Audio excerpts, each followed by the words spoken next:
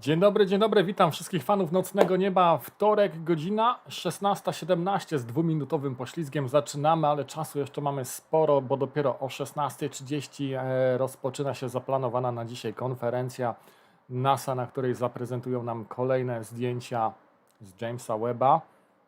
Mam ściągę przygotowaną. Prawdopodobnie znamy te obiekty, może będzie ich więcej, może będą inne, ale z tego co do tej pory udało mi się ustalić, będzie to mgławica Carina, egzoplaneta WASP-96, mgławica Pierścień Południowy oraz galaktyki kwintet Stefana. Czekamy. Sprawdzamy, co się dzieje w NASA. Tam póki co zaślepka, podobnie jak wczoraj. Mam nadzieję, że opóźnienia nie będzie. Nie powinno być. Raczej dzisiaj nie są spodziewani goście takiej rangi jak Joe Biden albo wiceprezydent Kamala Harris, więc powinno wszystko pójść bez opóźnień. Moi drodzy, dawajcie znaka w komentarzach, czy z transmisją wszystko jest ok. A ja już zaglądam do Was na czat. I z każdym po kolei się witam. Adimus, Hejka Kubiszon, cześć, Artur Gajda, Paweł, Krasulka, Fiki, Markczyka, cześć, Paweł Śliwiński, Szczękajew, Franciszek, Beata Brzęczek, cześć, Lejnat, również Ciebie witam, Patryk Wróbel, cześć. Słuchajcie, nietypowa pora w ogóle, kiedy my się spotykaliśmy w dzień, bardzo rzadko. 90% naszych spotkań to przynajmniej po godzinie 21:00, kiedy było już ciemne niebo, albo przynajmniej robił się zmrok, ale dzisiaj jeszcze jasno. Atmosfera w pokoju, gdybym nie zasłonił tych żaluzji materiałowych, to po prostu prześwietliłoby mi cały obraz. Chica 40 stopni u Ciebie, no w Polsce też się zaczyna robić ciepło. Może nie do końca związane to z tematem dzisiejszego spotkania, ale na pogodę sobie zerknijmy. Póki co, moja część kraju, w której ja w tej chwili jestem, z której nadaję, niby trochę chmurek ma, ale słońce daje w tej chwili pełną parą. Powiększę, jeszcze przybliżę, chociaż ktoś z zagranicy, pozdrawiam, widzę, wiem, że oglądacie, na wyspach fatalnie to wygląda. Idzie coś złego w ogóle od zachodu, od wschodu, także jesteśmy chyba z dwóch stron atakowani, ale wieczór powinien być czysty. Zachód powinien być dzisiaj czysty od chmur, więc polowanie, które planuję na godzinę 22, odbędzie się i będzie wszystko ładnie widoczne, zakładam. Dobra. Tyle jeżeli chodzi o pogodę. Sprawdzamy, co tu się dzieje. Nic, nadal cisza, no ale tak, jeszcze 10 minut nam zostało.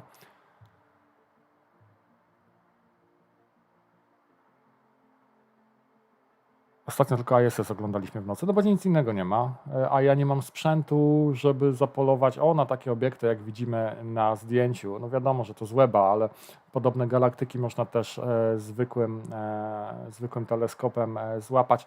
To jest plan na jesień. Póki co polujemy na ten bliski kosmos, na to, co jest na orbicie. 32 osoby. No. Dobrze. Bałem się, że jeszcze w pracy siedzicie.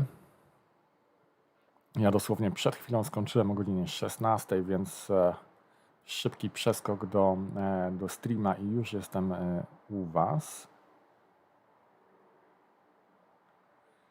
Dobra.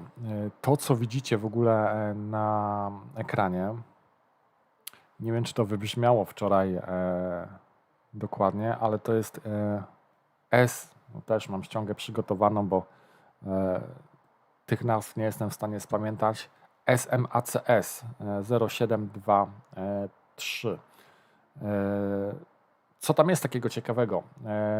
Dlaczego to zdjęcie pokazali jako pierwsze? Bo jest to grupa dużych galaktyk, tak zwanych galaktyk soczewkowatych, które poprzez swoją fizykę spowodowały, że ta przestrzeń działa jak soczewka i jesteśmy w stanie zajrzeć jeszcze głębiej, jeszcze bardziej do tyłu i jakby to pozwoliło złapać obraz przed 30 milionów lat. Dobrze mówię? Poprawcie mnie. Sprzed 30 milionów.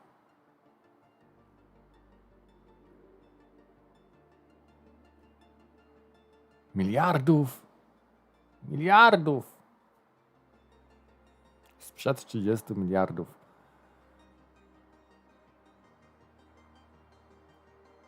Cześć Beata, z doskoku spoko. Tutaj wszyscy z doskoku. Cześć Ela, hej. Cika, godzinę temu praktyki. No to i tak masz lepszy zapas czasowy niż ja, bo ja dosłownie przeskoczyłem z roboty do Was.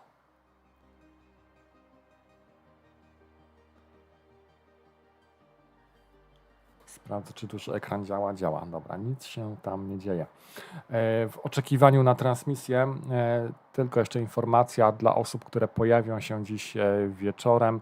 Przelot ISS pierwszy już bardzo wcześnie, 22:33. Będzie jeszcze płytki, natomiast o godzinie 0:09, 0:08 dokładnie, czyli 8 minut po północy będzie bardzo długi, piękny przelot przez sam środeczek nieba. Kolejne 90 minut później o 1:45. Na pierwsze 2 przeloty oczywiście zapraszam, będziemy transmitowali na kanale Nocnego Nieba.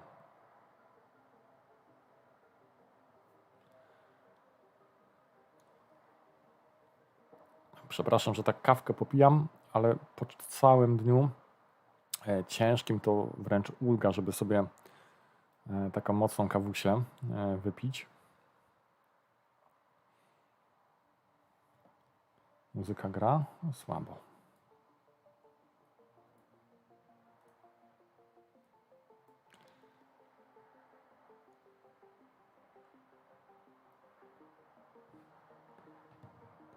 Dobra, sprawdzam, ile czasu zostało do transmisji. Około 5 minut. Na stronie NASA już 29 000 osób oczekuje na transmisję. Coraz więcej, więc zbliżamy się prawie do początku. Na wschodzie chmury i deszcz, tak. No niestety tak to wygląda.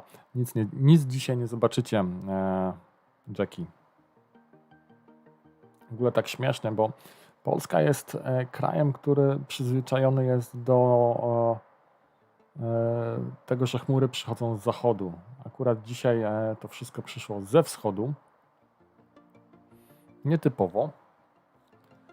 Raczej mamy wiatry właśnie zachodnie.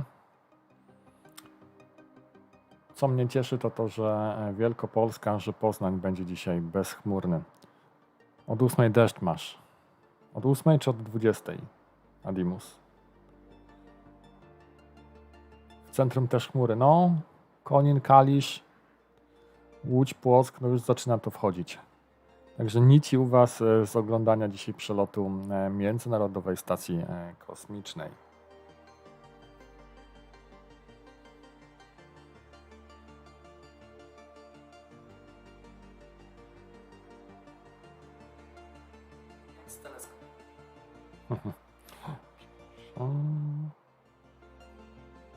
Przepraszam, że tak zerkam na telefon, ale sprawdzam, co się dzieje na naszych pozostałych mediach społecznościowych. Też puściliśmy informacje na temat zbliżającej się konferencji NASA. Widzę, że post się przyjął.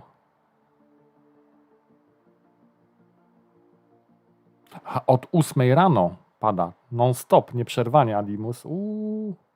To piękne, masz wakacje. Współczuję.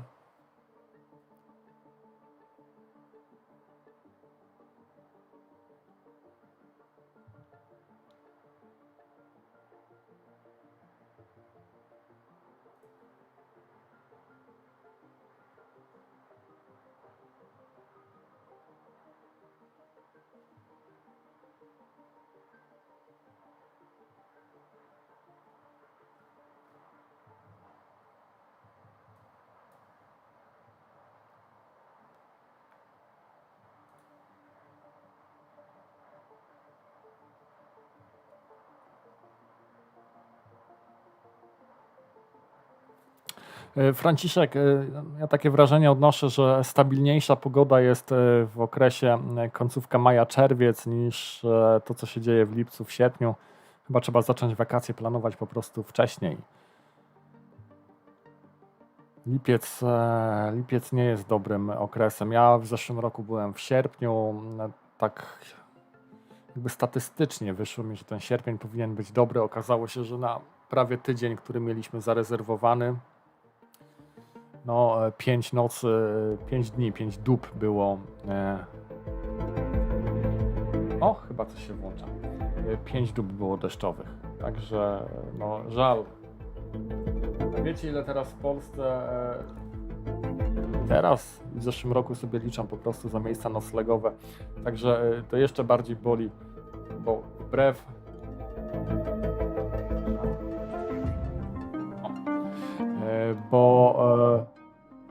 w sytuacji, kiedy jest deszcz, to człowiek jeszcze więcej kasy wydaje na wakacjach, czy tam będąc w górach, czy nad morzem, bo chodzi, ogląda te stragany i wydaje kasę, zamiast wypoczywać.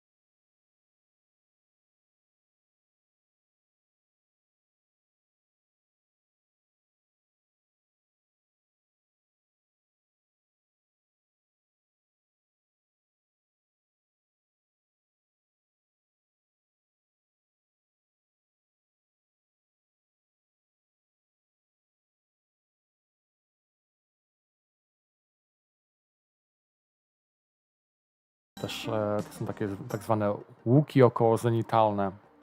Także to jest bardzo, bardzo rozbudowana wtedy struktura. This is it. This is Dobra, the day we get the first zaczyna science się. images back from the Ja już James nie gadam. Webb Space Telescope. And you've got a front row seat to the cosmos.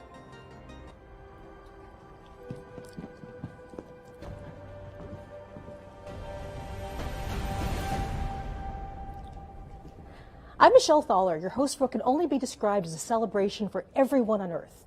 So think about this. Light from the earliest days of the universe has been traveling to us for billions of years. Just over the last few weeks, we've captured some of that light with a telescope that sees the universe in an entirely new way. And today we share the very first results. So longtime space fans are going to know who this is. This is Dr. John Mather. He's the senior project scientist for the Webb telescope and a Nobel Prize winner. And John, I couldn't be happier to be here with you today. Thank you. It's a thrill to be here for this very special day. How are you feeling? I am thrilled and I'm relieved because, you know, when you start something this big, you know there's always a possibility it might not work. It did work. We are so proud. And you've been on this project for a very long time, right? Yeah, started in 1995. We had just finished measuring the Big Bang. We measured it with the Cosmic Background Explorer satellite that we built right here at Goddard. And we measured the spectrum. We measured there are hot and cold spots in the Big Bang. So we said, now we know it all, how it all got started. But then what happened after that? So then I got a call from NASA headquarters. Would I like to work on this new telescope that's going to help answer those questions? What happened after the Big Bang? How did the galaxies grow? How did the first black holes grow? What happened all the way from there to here?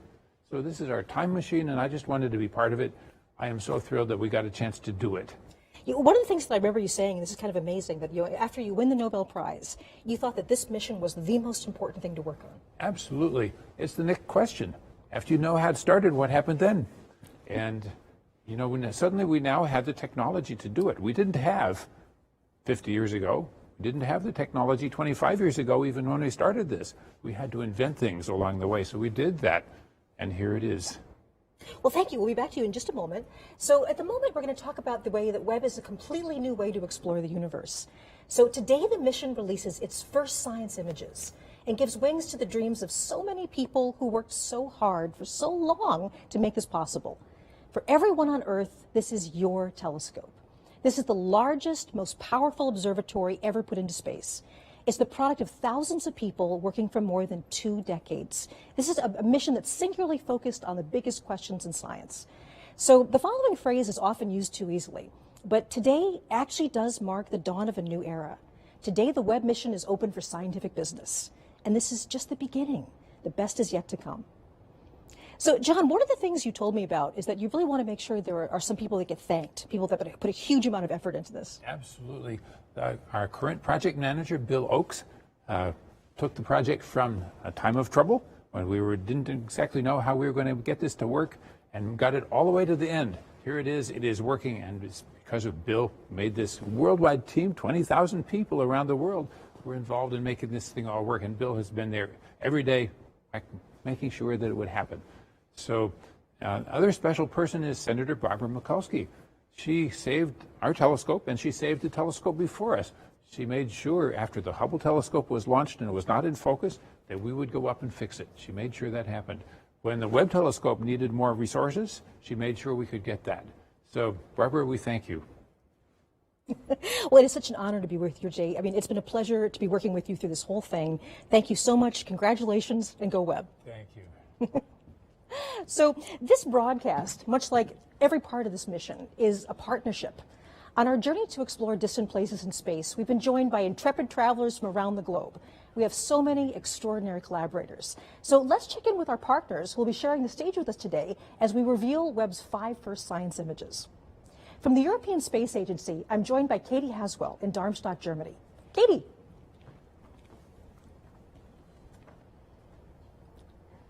I see Katie in the background there. Also joining us from the Canadian Space Agency in Montreal, we have Natalie Willette and Sarah Gallagher. Bonjour. I see Katie in the background there. See the waving too. Dobra, słuchajcie, udało mi się sprawdzić, jakby co na transmisji NASA też tnie, to nie jest wina mojej transmisji. Ulżyło mi trochę, kontynuujemy oglądanie. Great. So we'll be back with our international partners shortly, where they'll each reveal one of the new images. But today we're also going to be joined by millions of science fans from around the world. Many are gathered at watch parties just for this event. So here we are really going international. So I'm beginning with Bhopal, India. Do we have a signal from Bhopal? Yes.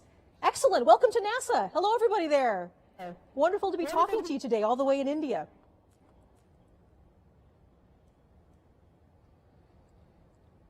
We'll be back to them later, yes?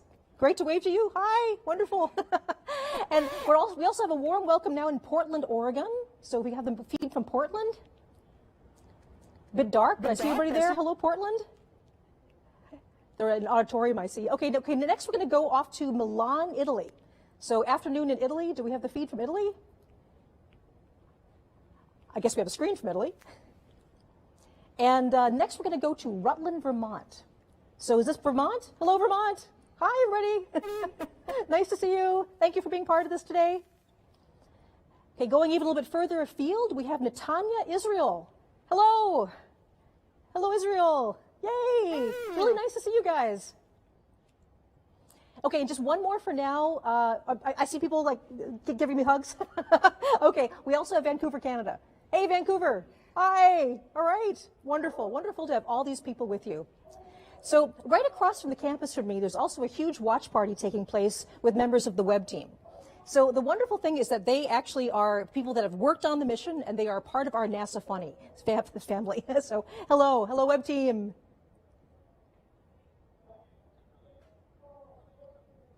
There they are. Yes. A lot of people I recognize there. So it's incredibly important to me personally, and also to all of us at NASA, that the universe belongs to everyone. And we are thrilled to share this day with fans everywhere around the world. We'll say hello to some more later in our broadcast. So now it's time to start the main event. What you'll see over the next hour will be a collection of images newly processed by the Webb science team. Only a tiny handful of experts have seen the images so far, and I can tell you that we have been so excited to unwrap them for everyone. We will be releasing each image in turn in real time. As soon as you see it on this broadcast, it will be available for download on the internet. On the screen below, you can see a timeline showing where we are in the show and what's coming up next. And by the end of the show, all 5 images will be available to everyone. So hopefully you can tell I'm excited. Okay, so let's do this.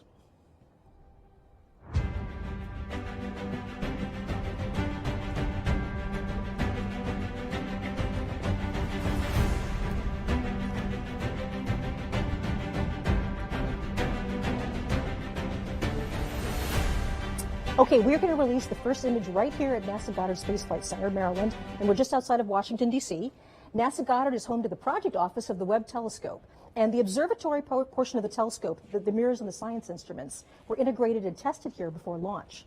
So for many of us, including myself, seeing Webb come together bit by bit right in front of our eyes was an emotional and very inspiring experience. So it's kind of like a part of us was out there with Webb right now. A million miles away, part of our hopes and dreams are out there. So I'm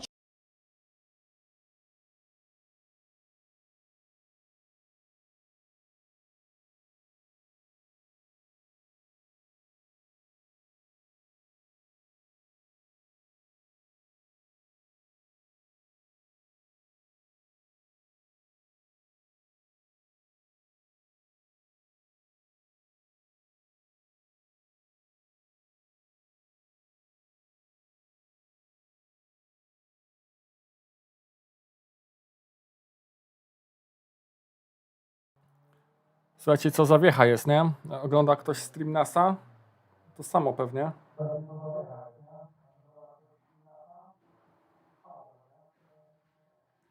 Nie, tam jest chyba ok. Czekajcie.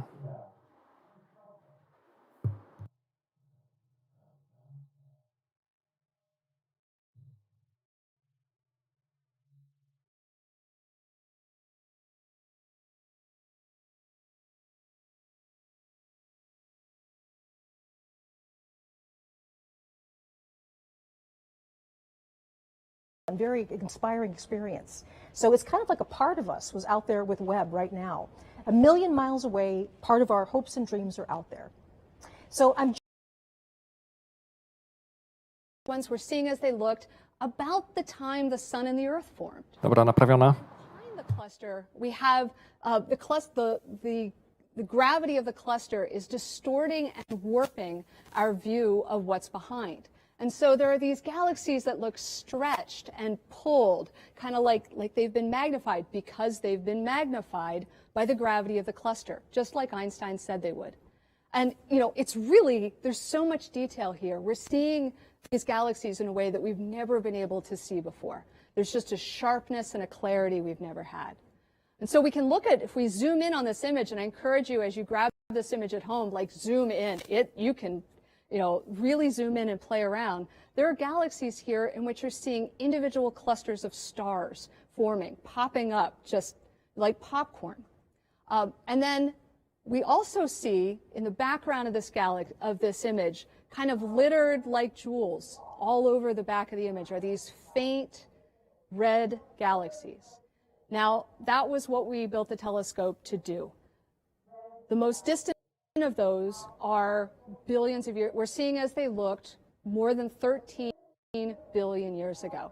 And so galaxies like that one right there, this little red guy, you're like, okay, yep, what is that? Well, Webb got spectra to figure out what those galaxies are made of, and this is that one. We're seeing as it looked 13.1 billion years in the past, less than a billion years after the Big Bang, and we're seeing the elements of oxygen and hydrogen as well as neon. You know, this is how the oxygen in our bodies was made in stars, in galaxies, and we're seeing that process get started.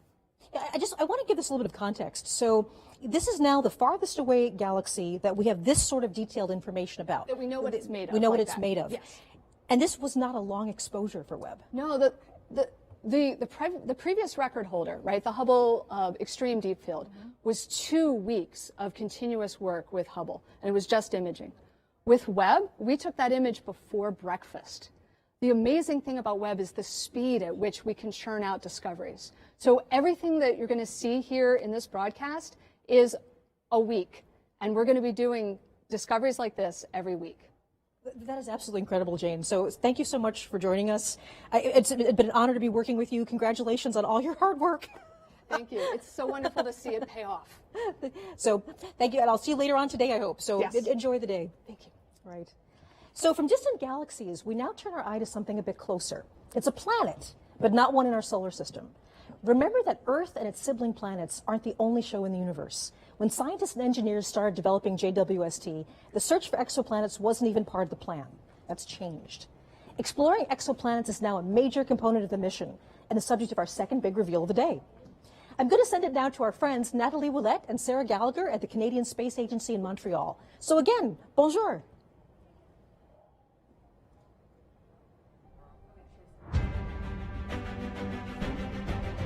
I guess we're having a little...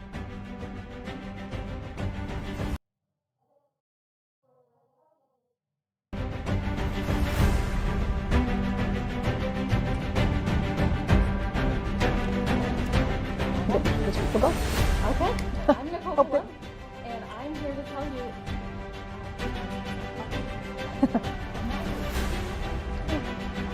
you. Sorry for the brief pause there. We're now going over to Canada.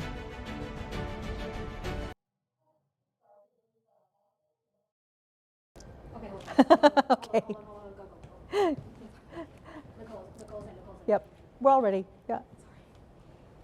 Okay, I apologize. We're having some trouble with the signal from Canada, but luckily for us, we have an exoplanet expert right here, just in case that happened. So this is Nicole Colon, and she's an exoplanet scientist at NASA, and we're going to talk about this amazing new result from a very hot planet, I understand about 1,000 light years away. That's right. The exoplanet is named WASP 96b, and it is this hot, gaseous, giant, puffy planet that it is about 1,000 light years away. So that's why today's release is so exciting, because it teases at what Webb is able to do for such a distance. Absolutely. So talk us through what this discovery is and why this is so significant. Mm-hmm. Well, this reveal that you're going to see is going to show the first spectrum of an exoplanet as taken from the Webb telescope. And this is exciting because it covers infrared wavelengths of light that we have not had access to before. So we've been able to use other telescopes to explore exoplanet atmospheres in the infrared, but not to this level of detail. And this is just one sliver of data that Webb is providing us using the nearest instrument specifically. And there's something about infrared that is actually particularly good for the spectrum. So in this case, what we're doing is we're actually going to take the light and break it up into a rainbow and look very, very carefully at how much color is coming in each part of the spectrum. So I believe we have that image, if we can put that up. Okay, yes, I believe we're revealing the spectrum right here. So we now have our spectrum, and this is exactly what you're seeing. As you just described with spectroscopy, what we did was we observed a transit of an exoplanet. We observed the planet as it passed in front of the star. Now, mind you, this is not a direct image. This is an indirect image. So we've seen the effect of what happens when the planet and its atmosphere passes in front of the star. The starlight filters through the atmosphere, and then you can break that down into wavelengths of light, and you get a bunch of what looks like bumps and wiggles to some people, but it's actually full of information content. So you're actually seeing bumps and wiggles that indicate the presence of water vapor in the atmosphere of this exoplanet. So we have the spectrum up here. Is there anything you'd like to highlight particularly? Yeah, absolutely. So we have several features marked here. So I call them features. They're these what I just referred to as bumps and wiggles, but what you're seeing here is a telltale signature, the chemical fingerprint of water vapor in these atmospheres, in the atmosphere of this specific exoplanet. And the other thing we can tell actually is that there's evidence of clouds and hazes because the water features are not quite as large as we predicted. So we can take that and infer that there are presence of clouds and hazes. Right. Now, one thing that we really want to make sure people understand is with this particular planet, this is a hot world. It's actually closer to its star than Mercury is to our sun. And so we're not looking at liquid water here, but we're looking instead at sort of steam, water vapor. Yes, this is an exoplanet. It's about the size of Jupiter, about half the mass of Jupiter. It orbits around a sun-like star, but it does it every about 3.5 days. Right. So it's extremely hot, extremely close in, nothing like our solar system planets. But that's okay, because what we're seeing is, again, the first exoplanet data from Webb, and this is just the beginning. We're going to start pushing down to further smaller planets and being able to take measurements just like this with the NIRS instrument that was built by the Canadian Space Agency, but also there's three other science instruments that will add to our knowledge in the infrared, as well as direct imaging modes along with the transit method. So there's a lot more to come. And I guess one thing we should mention is not only are we going to be looking at planets that are more like the Earth in the future, but we'll also be looking at planets in our own solar system. Absolutely, yes. We're going to have exciting data from planets in our solar system, from Mars outward, as well as asteroids and comets. So stay tuned for a lot more to come. Thank you so much, Nicole. Thank you so much for telling us about the spectrum, and I'll be seeing you later on today. So we have 3 more big image reveals, and with that, new and more exciting science. But first, let's take a look back at the journey that brought us to this moment. Celebrations like this one are only possible with years of hard work from a cast of thousands. When a new mission is being built, even the most enthusiastic space fans only get to see dramatic moments in its life cycle, the news and images that come out in updates and press releases. But that doesn't really give you the sense of the huge effort that goes on behind the scenes every day. The plans, schedules, and organization to keep everything moving forward really happens, for the most part, out of people's gaze. Webb started as an idea that took root at NASA Goddard. It grew first into planning teams, research projects, schematics, requirements. Then it began the long journey to become real with the development of new technologies, cutting-edge engineering, and finally fabrication, putting it all together. Let's take a brief look back at the visionary journey to how we all got here today. So today was the final closeout of the purge. Okay, guys, I can hear Rupa, It's but a pretty emotional moment to be in there and actually, you know, closing it up for the very last time, right? You know, you're the last one to touch this, and so that was the final operation. And once that fitting is closed out, there's no more touching of the vehicle. We're ready for launch.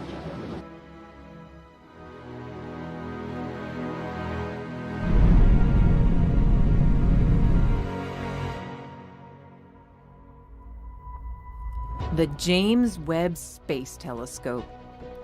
Born from the desires of astronomers, achieved with newly invented technology,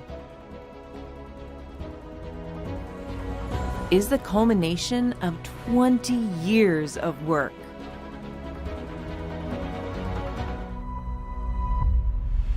Humanity has unlimited questions about our universe. Engineering a way to investigate them requires enormous creativity. Webb has been a trade-off between engineering performance, what the astronomers want, risk. In fact, when we started 20 years ago, we were actually looking at an 8-meter telescope. Developing the most sensitive instruments. And testing, and more testing.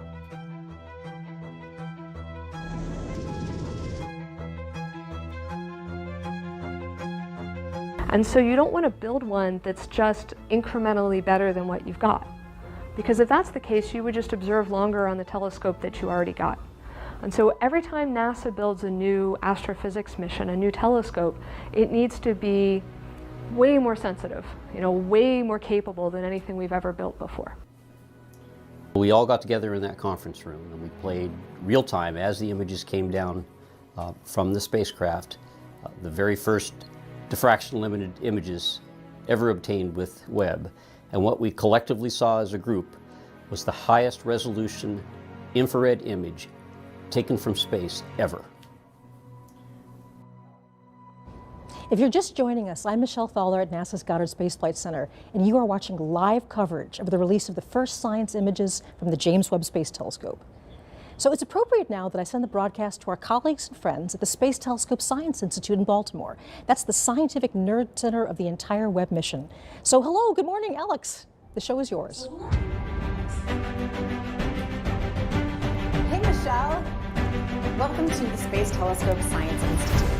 I'm Alex Lockwood, and I'm here with Carl Gordon, who is an astronomer and one of the key people in delivering the images that you're going to see here today. But actually, before we get into the amazing images, we're going to talk a little bit about where we are. We're standing here outside of the Mission Operations Center, which is the key central hub for Webb. For the past 6 months, scientists and engineers have been working 24/7 since they took control of the telescope 30 minutes after launch to prepare for today and for the amazing science to come. Through all of the major deployments, focusing, aligning the telescope, and calibrating those 4 amazing science instruments, it was all done in this building. And from here on out, we'll have daily communications with the telescope, including sending commands and downloading data with the help of the Deep Space Network. In addition to mission operations, we are also the home of science operations. Well, what does that mean? Every year, we solicit proposals from astronomers across the country and the world for what they would like to look at with Webb. Then we hold a rigorous selection process to select the ideas that will best utilize Webb to study and understand our universe. When the data come down and astronomers analyze their results, we are the lucky ones who get to share that data and those amazing science results with you. And we knew that today was going to be so exciting with the first images, so we've actually been preparing for years. Here is Klaus Pontoppidan, project scientist for Webb and the technical lead for the first images, it's been a year to tell you about the process of the past few years of selecting my first the email targets. related to the first images was back from 2016. So back then, a committee was created, and this committee was charged with coming up with a long list of targets for the first images. And the reason for that is that the observatory can't see the entire sky at any given time. And this is because you want to avoid the mirror seeing direct sunlight to keep it cold. And it actually had to be quite a long list. We ended up with about 70 targets, from which we had to select only a handful. You know, what would create the most beautiful images, what would highlight the instruments, the 4 science instruments for Webb, and what would highlight the 4 major science themes for Webb. And it's a celebration as well of the beginning of science observations. And we knew that selecting the images was just the beginning, that we would need a trained eye to take these exquisite data and pull out the beauty and the science potential. So here's Jody Pasquale and Elisa Pagan to tell you about how they processed these beautiful images. You want it to be very compelling, you want it to be very beautiful, because space is beautiful.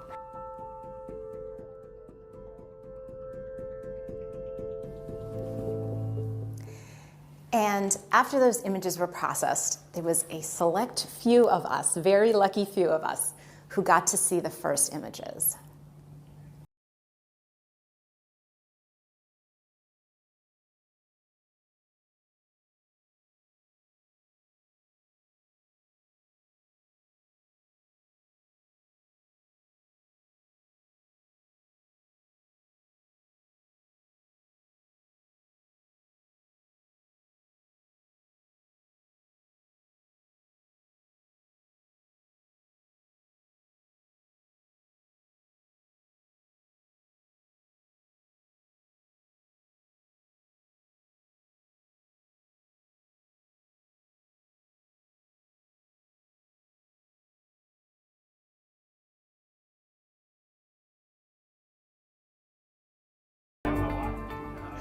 And now we are ready to see Webb's first image of a star dying, a planetary nebula called the Southern Ring. Let's do it. Oof. Wow, wow. This near-infrared image is, wow, the detail. Oh.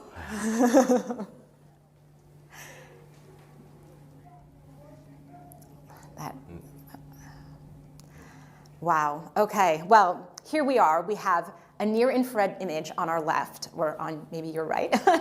And here on the right, we have a near-infrared image. And so I'm here with Carl, our astronomer specialist. Can you tell us what we're looking at in these images? So this is a planetary nebula. It's caused by a dying star that has expelled a large fraction of its mass over in successive waves. Okay, so we actually see those waves in these images. Yes. Wow. And so there's a lot of structure. Can you tell us a little more detail about what we're looking? Maybe start with this one on the left. Yeah. So in the NIRCam image, you see this kind of bubbly, almost foamy appearance throughout the whole nebula with some very structured shells. And this foaminess is showing up in orange mainly, and this is due to the molecular hydrogen that's newly formed in the expansion, just lighting up the gas and dust of this nebula. And then as we move inward, you see this kind of very blue haze in the inner region, and this is actually due to very hot ionized gas that emits well in the blue, that's heated by the core, the leftover very hot core of this star. And what about these like rays that I'm seeing in this image? Right, so there's also rays in the outer regions that you can kind of see, and these are holes in the inner nebula that are actually allowing the central star's light to come out and kind of light it up like, patchy clouds with the sun shining through. Wow, oh yeah, that's what it looks like. That's so cool. So you're actually a mid-infrared astronomer, which is different than near-infrared. And so what can you tell us about the details in this mid-infrared image? So it looks quite different in color, partly because we're seeing different kinds of physics going on here. So we're actually seeing in the blue, you see a lot of blue. The blue is actually due to hydrocarbon grains that are emitting very strongly in the blue for MIRI. And they show the very similar structures to what we see in orange and NIRCam because the molecular hydrocarbon actually forms on the surface of dust grains. And so again, as we move inward, we see that the inner region is again hot ionized gas, but now it glows red because that's where it emits the strongest for MIRI wavelengths. Okay. And then as we go into the center, we see kind of the surprise for us, which is we knew this was a binary star, but we effectively didn't really see much of the actual star that produced the nebula. But now in MIRI, this star glows red because it has dust around it. So in MIRI, we got to see both stars very clearly. Yeah, you can't see it in the first image really, but there's two stars there. So that's a fun surprise. And I think that there's another little Easter egg you want to tell us about? Yeah, so this was, the Easter egg is this kind of narrow filament up in the top that's radially aligned. You can kind of see it very clearly in the MIRI image. It shows up as this blue structure. And it points very much to the central sources. So I thought, oh, this must just be a density enhancement in the outer nebula. I thought that very, very strongly, but other people on the team were like, no, it's a background edge-on galaxy. Well, I made a bet that said, no, it's part of the nebula. By the way, I lost the bet because then we looked more carefully at both the NIRCam and MIRI images, and it's very clearly an edge-on galaxy with a dust lane and a bulge. So I lost the bet. Well, you lost the bet, but you got these gorgeous images, so I think it's a win for everybody. It's a win. Anything else you'd like to say today? I can't wait to see where we go from here. Neither can I. All right. Thanks so much. Back to you, Michelle.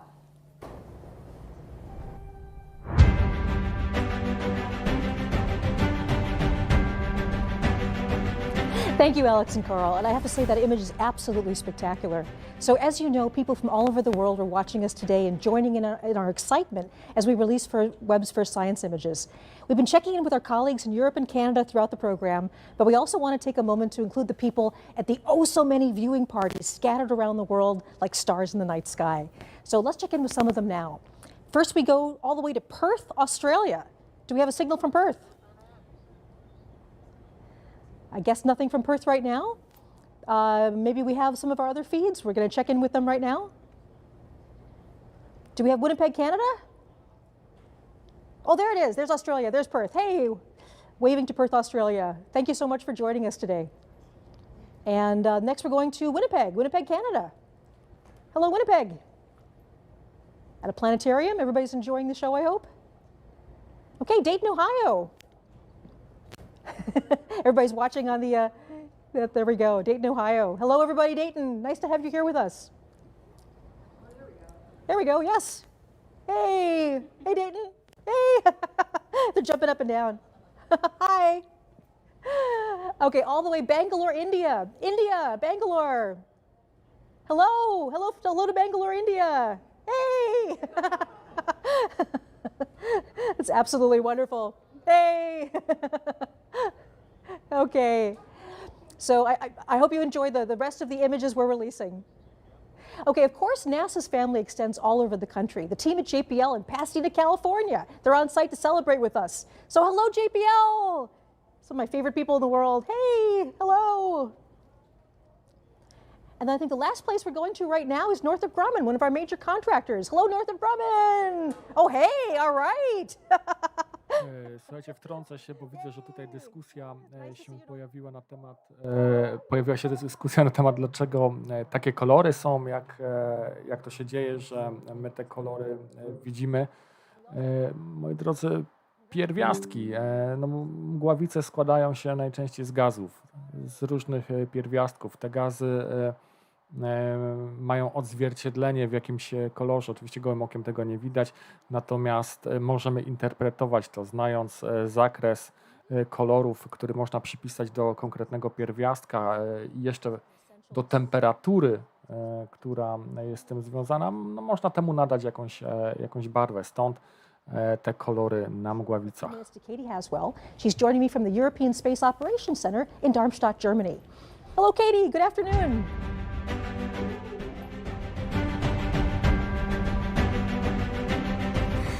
Thanks, Michelle. Thank you, Michelle, and welcome to Germany. We're at the European Space Agency's I'm still getting all kinds of IFB from lots of Center. It's where the teams effectively fly the satellites. They're a little bit of a cross between air traffic controllers and pilots. We have lots of different control rooms here. This is the main control room, and as you can see today, it's not in use, so we've been lucky enough to move in here for today. I have two very special experts with me, both scientists from the European Space Agency. Giovanna Giardino is a near-spec scientist. Giovanna has been working on that for many years and lots to tell us about that. And Mark McCaughrean is a special advisor for space, for science and exploration. These two guys have been working on the Webb Space Telescope for a long time. So we're very grateful to have you with us. Thanks, folks. Pleasure.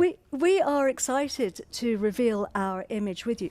But before we do that, we thought we'd give you a little bit of background because we've come here today because these guys were the first ones to pick up the signal during the Webb launch, when Webb first launched.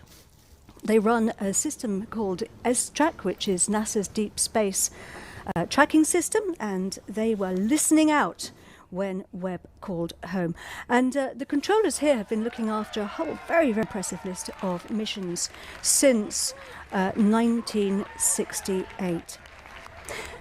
ESA has played a very, very important role during the for the Webb Space Telescope. They provided the launch on board the awesome Ariane 5 launch vehicle from the Guiana Space Center. The atmosphere in the Mission Control Center was electric, I can tell you. I was there. They've also provided people. We have 15 ESA scientists working at Space Telescope in Baltimore, and also they have provided the infrared spectrograph, the near-infrared spectrograph, and also half of the MIRI instrument, which is the mid-infrared instrument. Let's take a look at those now. Webb's 4 scientific instruments include NIRSPEC, the near-infrared spectrograph, led by ESA. NIRSPEC splits near-infrared light from astronomical objects into its components. Like a barcode, this will help scientists understand the physics of the objects they're observing, from their temperature to atomic makeup. NIRSPEC can observe parts of an object or the sky using an image slicer and an array of microscopic shutters. Webb's integrated science instrument module, located behind the main mirror, also contains MIRI, a mid-infrared camera and spectrograph. Seen here during testing, MIRI's been developed by a partnership between Europe and the US. MIRI detects mid-infrared light from planets, stars and galaxies. It can analyse molecules to help us deduce what astronomical objects are made of and peer into clouds of gas and dust where stars and planets are born. Together, these instruments will help Webb detect and analyse light from the very dawn of time, revealing the universe as never before. So let's get ready to reveal our image. And remember that one of Webb's jobs is to find out about galaxies, more about the galaxies, but also to help us to understand how they change. And this image is going to be very, very useful for that. Let's reveal it now. There it is. It's called Stephan's Quintet, and it's wondrous. Giovanna, what are we looking at? Yes, like it's a quintet, so we are looking at 5 galaxies. Galaxies are this giant structure that, as we see everywhere around us in the universe. They contain from million to 100 billions of stars, and in fact we live in one of them, the Milky Way. And here we see 5 of them. This is a closer galaxy in the foreground, and these 4 are at a distance of about 300 million light years from us, and are locked in a close interaction, a sort of cosmic dance driven by the gravitational force. You can see here these two in a process of merging within each other. This is a very important image, an area to study, because it really shows the type of interaction that drives the evolution of galaxies. That's the mechanism of galaxies' growth. I love this image of the cosmic dance moving through each other. Mark, there's a lot going on, though, in this image, isn't there? There is. So this is a near-infrared image and a mid-infrared infrared image combined. And when we zoom in on the left-hand side here, we see this foreground galaxy. We see lots of individual stars in there, actually resolved as point sources, which is remarkable. And then as we pan across, we actually see the galaxies in the merging galaxies. We now see gas and dust, which is being heated up in the collision between those galaxies. And that's a place where new stars are being born today. So we're actually seeing the process of creation of new stars in this region. And then when we look in the background here, we see not only the galaxies at 300 million light years, but also stars in our own galaxy. These snowflake structures that you see here, those are nearby stars, but in the corner and around the edges, we see galaxies which are much, much more distant, much further away. So similar in some sense to the ones that we saw earlier on in that deep field. And so this image actually takes us from the nearby galaxy, our own Milky Way, through these galaxies which are evolving today all the way to the distant universe. And in a way, it captures cosmic evolution of galaxies over those 13.8 billion years. So we have another image, don't we, that we can exactly. look at? So if we strip away the near-infrared view there of the stars predominantly, now in the mid-infrared with MIRI alone, we see mostly gas and dust. So we see the same galaxies again, the two merging, and then we also see something very interesting up at the top here, because this top galaxy has something new and bright in the middle of it. And Giovanna, tell us what that is. Yeah, that's an active black hole. We cannot see the black hole itself, but we see the material swirling around, being swallowed by these sort of cosmic monsters, and this gas gets heated to extremely high temperature as it falls onto the black hole, and it becomes very bright. In fact, this is how shiny is the galaxy. Here we see luminosity that are 40 billion times the luminosity of our suns. It's really, really bright. And with NIRSpec, we can zoom into this area, and we have this technology that allows us to take thousands of images at different wavelength channels, so see this distribution of the gas, what's going on in the gas in different regions of this core area, and understand the composition of the gas, the velocities, the temperature. So that's very important to understand the physics. So it's giving us so much information, and it just shows the power of this telescope. Mark, this is just the beginning, though, isn't it? I think that's a very important takeaway from today. You know, these are like pictures just taken over a period of 5 days, and every 5 days we're getting more data, which will contribute more in that direction. It's a culmination of decades of work, but it's just the beginning of decades. And you know what we've seen today with these images is essentially that we're ready now. This telescope is working fantastically well, and you know, to borrow a phrase from a famous rock musician, you know, we're ready to turn this telescope up to 11. It really is time. It's fantastic.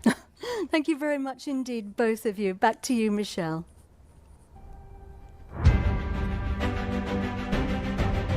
No dobra, to mamy dwa obiekty już pokazane. Kwintet Stefana, teraz oglądaliśmy wcześniej, była mgławica pierścień południowy. Myślę, że najciekawsze przed nami. Jestem ciekaw egzoplanety WASP 96 i co tam na liście jeszcze mamy? Mgławica Carina. Wracamy do nas. Webb belongs to all of us, and starting today, the discoveries start and they're not going to stop. This is just the beginning. We've said several times throughout the broadcast that the Webb mission is about people, and during the construction of the Great Telescope, people started to see themselves in it, literally. Day after day, people visited the observation window at NASA Goddard, and looking through the glass, they snapped selfies of themselves reflected in the gigantic golden mirror. These photos are actual reflections of the enormous human investment and the emotional commitment that brought this mission to life. And now, years later, that mission is finally collecting light from the earliest days of the universe, all the way to worlds in our own solar system. It's the same mirror that reflected the many faces who see themselves as part of the journey to understand our shared origins. Let's stop for a moment and appreciate the people behind Webb.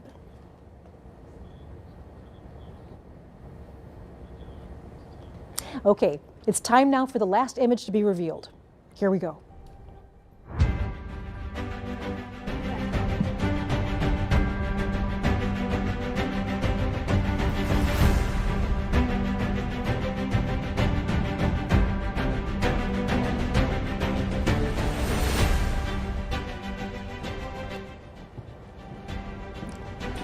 So Amber Strawn is Webb's deputy project scientist. She's here with me today to share the final big reveal of the day. So Amber, it is so good to see you. How are you feeling? Oh, so great, so exciting. What a great day this is. Yes, so one of the things that we're going to do is before we get to the final image, the James Webb Space Telescope has taken us all over the universe today. So let's do a quick review of where we've been so far. So Jane Rigby got us rolling today with an extraordinary new deep field image, showing us one of the farthest views of the universe ever. Yeah, this image really does demonstrate that JWST can do exactly what we've designed it to do. Yes. And the Canadian Space Agency then took us to the massive planet WASP 96b, where the team has detected evidence of atmospheric water. And here again, we're seeing the incredible efficiency of this observatory. We're able to do these kind of measurements in a fraction of the time that we're able to before. And then we zipped up the road from NASA Goddard to the Space Telescope Science Institute, where Alex and Carl showed us the exquisite Southern Ring Nebula, a mixing bowl of stellar matter around a pair of dying stars. Yeah, and I'm just blown away by the level of detail we can see, like in the outer part of this nebula. It's incredible. Wow. Okay. After that, it was off to Germany, where the European Space Agency wowed us with pictures of galaxies interacting and mixing together. Right, and this image, again, it's incredible because it's showing us one of these fundamental processes of the universe, how galaxies merge together, and we're able to learn about these processes in a brand new way. So the Webb team has a lot to cheer about right now. So across the campus, there's this big watch party, and we can feel the excitement all the way from over here. So let's join that celebration now. We're back with Senior Project Scientist John Mather, along with the head of NASA's Science Mission Directorate, Thomas Zurbuchen. Hello. Hey. Hi.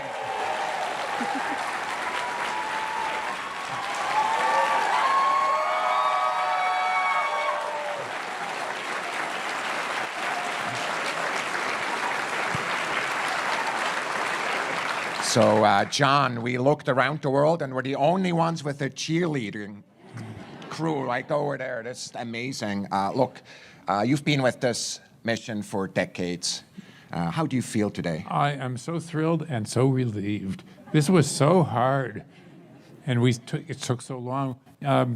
It's just impossible to convey how hard it really was. That we risked so much to say we're going to go do this, and it's so near impossible, but we did it. Yeah, there are thousands of ways this can go wrong. Yes. Many of them, we worried about and frankly feared even after launch. I have to tell you, I was really, really nervous. And, it's almost like athletics for me. You always get to know the team when they're on the field. And on the field, they were right after this launch, and they were perfect. They absolutely were. And I really wasn't worried, but maybe I should have been. Yeah, that's difference between the two of us. I always worry. I always tell everybody I'm paid to worry, frankly, and that's good. What we want to do, though, is just really thank the team again. Of course, we heard Bill and Scott and Greg talking about the team that is there. I think what's also important is to recognize that Bernie is sitting there, who was the first manager. I was sitting there. Could you stand up?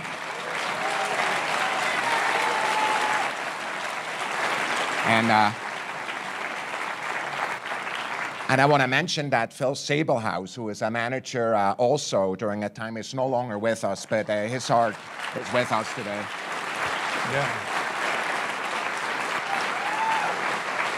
I have to tell you, John, after each one of these milestones, I called a lot of people. I called Bernie, for example, and I called people who had my job and people who are administrators, because there's many of them. And I just wonder how you feel about the team. Just give you the word here. I am just so thrilled that we had a privilege to assemble such a brilliant team. We drew from the best of the best, and here we are. So my extreme deep thanks go to all the people who built that team, not only to Bernie, who started us and helped us build up all the technology, to Phil, who made sure we would have a plan, and then when we didn't have quite enough money, to Bill, who pulled it all together and made it get all the way to the end. I am so thrilled that we had so much talent to draw on. And here we are, we have the support of the country and the world to take on this immense challenge. You know what I'm most excited about? There's tens of thousands of scientists, and frankly, some of them just got born or not even born, who are benefiting from this amazing telescope, because it will be with us for decades. It will be. It took us about 25 years to get here since 1995, and we have at least 25 to go, I hope. So look, we are in a sense of these images, the art that is out there in the sky, revealed for the first time. We're thinking of the team and we're thanking them. John, thanks to you, thanks to all of you, and back to Michelle. Thank you so much, Thomas. And this entire collection continues to just absolutely astound me. Okay, Amber, so here it is. Can you walk us through the final image reveal? Absolutely. Here we go. The last image is, wow, look at that. So Amber, can you tell us a bit about what we're seeing here? Of course. This stunning vista of the cosmic cliffs of the Carina Nebula reveals new details about this vast stellar nursery. Today, for the first time, we're seeing brand new stars that were previously completely hidden from our view. There's something you want to point out here? Absolutely. So honestly, it took me a while to even figure out what to call out in this image. There's just so much going on here. It's so beautiful. One thing that really stands out to me is you sort of get this sense of depth and texture from this new data. There's a lot going on. To call out a few specifics, first of all, in general, the Carina Nebula is a nearby star-forming region within our own Milky Way galaxy, about 7,600 light years away. And in this view, we see some great examples, first of all, of hundreds of new stars that we've never seen before. We see examples of bubbles and cavities and jets that are being blown out by these newborn stars. We even see some galaxies sort of lurking in the background up here. We see examples of structures that, honestly, we don't even know what they are. Like, what's going on here? The data is just so rich. And there's something really special about the infrared. Infrared can actually see deeper into these star-forming regions. Absolutely. That's one of the great things about infrared, is it really does reveal what's going on here in a really cosmic sense. And in general, what's happening in sort of this overall landscape is we have these gigantic, hot, young stars up here to the top of this rim, and the radiation and stellar winds from those stars is sort of pushing down and running into all of this. This is gas and dust, and of course we know that gas and dust is great raw material for newborn stars and baby planets. But there's a flip side to this story, and also a little bit of a mystery, because these same processes can serve to sort of erode away this material and stop star formation. So we have this sort of delicate balance going on of new stars being formed, but at the same time the star formation is being halted. And for me, when I see an image like this, I can't help but think about scale. You know, every dot of light we see here is an individual star, not unlike our sun, And many of these likely also have planets. And it just reminds me that, our sun and our planets and ultimately us were formed out of the same kind of stuff that we see here. We humans really are connected to the universe. We're made of the same stuff in this beautiful landscape. And actually, the Carina Nebula was one of my favorite images from Hubble. So Hubble looked at this as well, right? Absolutely, yeah. The Hubble image of this is also spectacular. We saw it in a different kind of light when Hubble took an image of this particular nebula. And then you can see amazing things with Hubble, but when we zoom into this new image, we're able to see so much more detail. And of course, all of us, I grew up on Hubble, and all of us love Hubble. And I'm so excited to see what these two amazing observatories are able to do really in tandem with each other. Thank you so much. And again, congratulations. It's been a pleasure to be working on this with you. I'm just amazed by what's been going on. I am too. Thank you. So as we're wrapping up, one of the things that I really have to say is the journey that we've been going on is so very dramatic for me. So we've gone all the way from the birth of stars, and we have all the way from the distant galaxies to the birth of stars.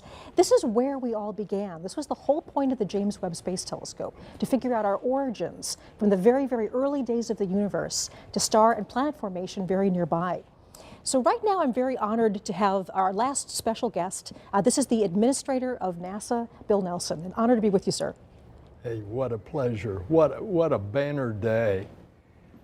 It's clear that Webb represents the best of NASA. It maintains our ability to propel us forward for science, for risk-taking, for inspiration. And we don't want to ever stop exploring the heavens, nor stop daring to take another step forward for humanity. In the words of the famous Carl Sagan, somewhere something incredible is waiting to be known. I think those words are becoming reality. Absolutely. Thanks, Michelle. An honor to have you here. Thank you very much. Wow. So this is a celebration for all humanity. If you've ever looked up at the night sky and wonder, whoever you are, wherever you are, this is your telescope. And we also salute the thousands of people who have dedicated part of their lives to making Webb a reality. I also want to give a big shout out for the superb media team who's helped bring Webb's story to the world. This broadcast is a joint effort of the superstar producers, animators, and social media specialists at the Canadian Space Agency, ESA, NASA, and especially the Goddard Space Flight Center. Webb captures light in distant colors that the eye can't see, and you've actually made this visible to the world. So finally, if you go to nasa.gov/web-first-images, you can download all of the images and data we've just shown in full resolution, and check back often. From now on, we share new discoveries from exciting new destinations around the universe. July 12th, 2022 marks a huge day for science, and it's only just the beginning. For everyone at CSA, ESA, and NASA, I'm so very pleased you could join us. I'm Michelle Thaler. Go Webb.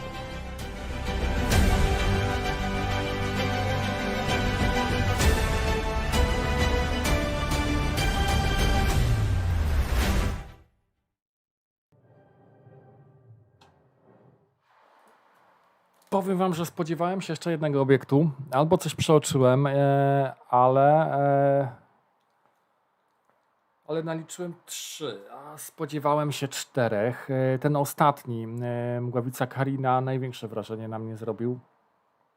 Będziemy sobie jeszcze o tym rozmawiać na dzisiejszych live'ach z przelotów stacji kosmicznej. Ale po tym ostatnim zdjęciu faktycznie widać różnicę w stosunku do tego, co nam Hubble dostarczał, a co nam dostarczył James Webb. To wczorajsze zdjęcie, to które się dzisiaj wyświetla, ono takiego wrażenia nie zrobiło, zwłaszcza na laikach, no bo naciapane tych galaktyk, nie wiadomo co tam do końca jest. Tak naprawdę ktoś, kto siedzi w tej działce naukowej, w astronomii, jakby zachłyśnie się tym, zobaczy różnicę jakościową pomiędzy Hubblem a tym zdjęciem, które teraz wyświetlam, ale Wiecie co, tak naprawdę mogli wczoraj zaprezentować to ostatnie zdjęcie, to mgławice Karina, to byłby efekt, nie? To wyglądało pięknie.